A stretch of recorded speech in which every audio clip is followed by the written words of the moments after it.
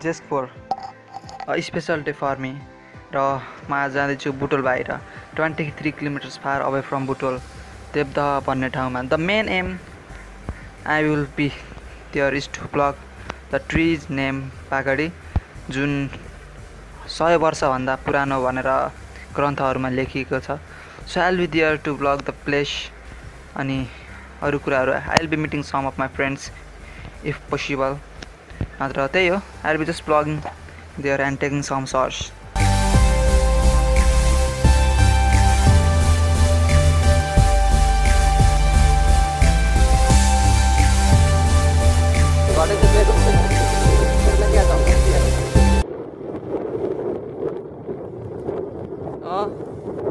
जम्मा थियो यार.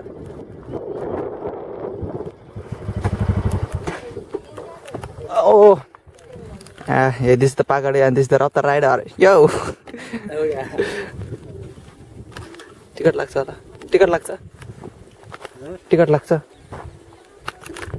लाग्दैन. चढ्न पाइन्न. फाइनली we are पाकरीको रुखमा हैन. असल त बाल पनि लाग्छ यार यस्तो ब्लग गरेर. सो यो रुख एकदम ठुलो मेमोरी छ के ड्युरिङ माई चाइल्डहुड. हामी सानो हुँदाखेरि हामी भागेर आउँथ्यौँ के होइन. यही त हाम्रो पछाडि स्कुल त्यही पछाडि छ अनि हामी भागेर आउँथ्यौँ के. अरे भागेर आउँथ्यौँ कति जोगेर होइन. तर लास्टै भागिन्थ्यो क्या. जहिले हामी नास्ता खाने त्यतिखेर हामी चढिन्थ्यौँ माथि पुरै माथिमा चढिदिन्थ्यौँ होइन. अरिफ थियो क्या त्यतिखेर चाहिँ.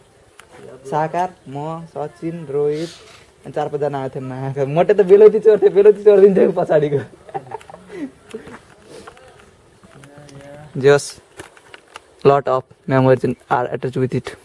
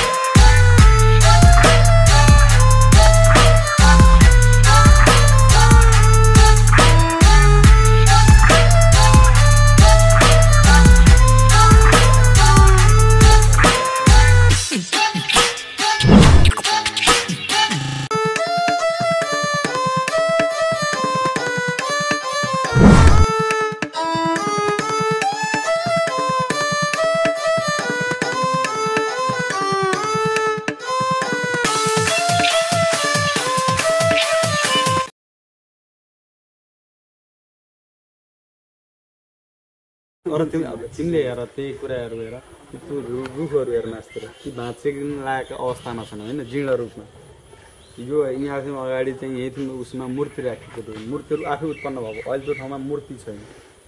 एउटा त्यहाँ गणेशको मूर्ति भन्छन्. त्यो गणेशको मूर्ति होइन. त्यो के अरे यो रुखै हो कि यही रुख पाकरी वृक्ष भन्छन्. अब पाकरी वृक्ष भनेको यो कुन चाहिँ प्रजातिको रुख हो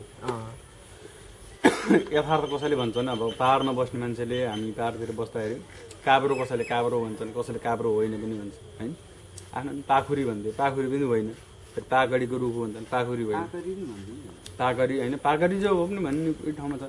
तर यो देखेको छैन हो. अब सबभन्दा विश्वको एसियाको होइन दोस्रो ठुलो रुख भनिन्छ. फैलिएको र उचाइको आधारमा होला होइन. तर उचाइको आधारमा मात्र छैन, फैलिएको आधारले चाहिँ गएको मात्र मिल्छ कि.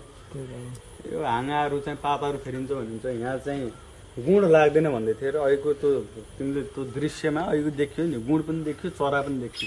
चरा बस्दैन भन्थ्यो कि पहिला हामीले सुन्दाखेरि होइन. सानोमा त हो पनि भन्ने लाग्थ्यो. सधैँ आएर यही रुखहरू चढिन्थ्यो अथवा चढ्न दिँदैन मात्र. त्यही हामी चढेको के सानो त स्कुलबाट भागेर आएर चढिन्थ्यो. सधैँ अब स्कुलबाट त्यही देवजामा पर्दाखेरि त्यहाँबाट भागेर आइन्थ्यो.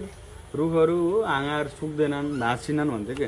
हाँगाहरू प्रत्यक्ष सुकेको तिमीले देखेछौ, हाँगाहरू भाँचेको तिमीले देखिरहेछौ त्यो तस्बिरमा होइन. त्यसपछि गुणहरू देखिन्न भन्नुहुन्थ्यो होइन, यहाँ गुण बसाल्दैन चराहरूले भन्दा, त्यो गुणहरू पनि त्यहीँ देखिएछ। अघि चराहरू भित्रै पसेको देखियो, मैले पनि धेरै पछि हेरेर सधैँ आउँछु कि हेर्नु, आएको बेला केही न केही भर्खर पनि पसेको तर कति अब होइन पुरानो हो भन्छन्। अब के अरे गौतम बुद्ध जन्मिँदा पहिले, अब गौतम बुद्ध जन्मिँदाखेरि हामीले यहाँबाट हेर्दाखेरि यसरी छोको देखेको थियो अरे कि यही वृक्षमा कहाँ हो, त्यसपछि त्यहाँ भगवान्को चाहिँ कहाँदेखि चाहिँ उत्पन्न भयो मूर्ति भनिन्छ। अब कोही सत्य होला, हामीले देखिएन होइन। हात्तीहरू आउन डराउँछ, खै अब आजसम्म हात्ती कसैले ल्याएको देखिएन। सानोदेखि यत्रोचोटि आयो, आजसम्म हात्तीले कसैले यहाँ वरिपरि ल्याएको पनि देखेको छैन, होला नहोला पनि अलग कुरा, हामी ल्याउने ल्याउने अलग कुरा हो। अब पुरानो छ, किनभने गौतम बुद्ध जन्मनभन्दा अगाडि अब रुख के अरे उत्पादन हुन पनि होइन, हुर्किन पनि समय त लाग्छ। 100 वर्ष छोडेर 10 वर्ष 20 वर्ष 30 वर्ष र यति ठुलो विशाल हुन त 100 वर्ष त लाग्ला नि त रुख। अनि त्यसो 2700-2800 सालको रुख पनि होला। यति दिनसम्म त यो रुख पनि केही न केही हुनुपर्ने, कि यसमा शक्ति भयो कि यो होइन, किन नभएको हुनु पनि सक्छ। दुईवटा बाटो छ नि हरेक कुरामा। त्यही अडियन्स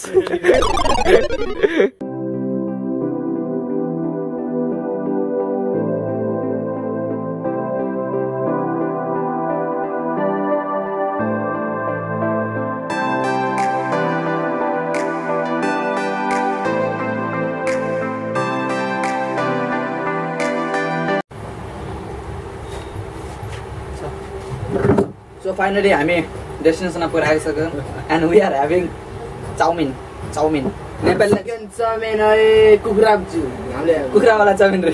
मलाई बहुत दुःख लाग्छ कि कुखुरा मारेर हामीले चाउमिन खाइरहेको क्या, लाज शरम छैन तिमीहरूलाई। तर जे होस् नेपालीलाई चाउमिन मोमो भएपछि बबाल हुन्छ कि बबाल। मम्मीले कति गालीहरू चाहिँ खाना खाएन भनेर।